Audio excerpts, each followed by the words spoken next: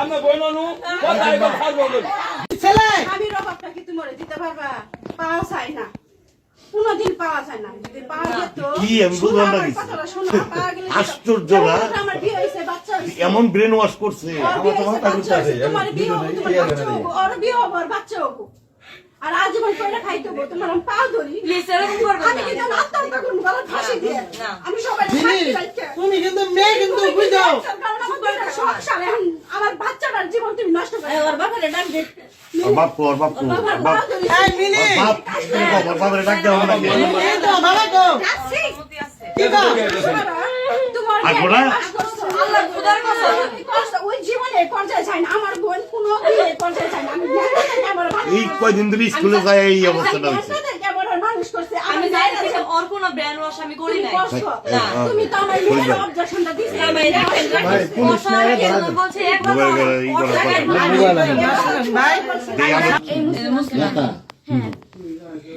তারপরে মনে করলেন যে ওইখান থেকে গেছি এখানে বাসা অনেক ঝামেলা হয়েছে আমরা জানতাম না যে এরকম কিছু হবো জানি আমরা মোটরসাইকেল নিয়ে আমরা গেছি এই জন্য সবাই মানে রাগান্বিত এমনি ফৌজদারি দিয়ে আমার নানু বাড়ি দিয়ে ঘুরে আসছি শরীফ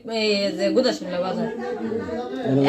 40 মিনিট হ্যাঁ এমনি ঘুরতে গেছি পরে বাসায় আসছি আসার পর সবাই বলতেছে কই গেছিলা কই কি করছো আর তোমাদের একসাথে মিশতে দেওয়া হবে না তুমি আর এই বাসায় এসে শুধু একটু খালি ঘুরতে গেছি এই জন্য কেউ যেন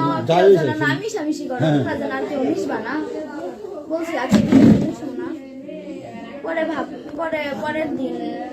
এমনি আসলাম এমনি থাকার পরে কথা হয়েছে কিন্তু ফোনে যোগাযোগ নাই ওর সাথে আমার কোনো ফোনে যোগাযোগ হয় নাই ওর ফোন নাই আমার ফোন আমি নিয়ে গেছিল পরে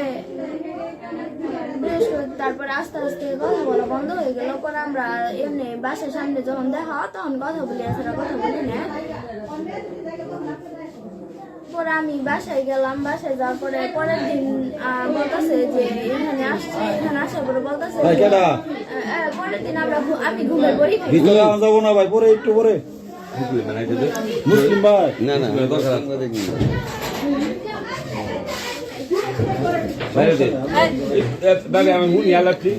তোমরা জ্ঞান কি বিয়ে করবার চাও নাকি ভাই ঘটনা মেলা করছে মেলা কাহিনী আছে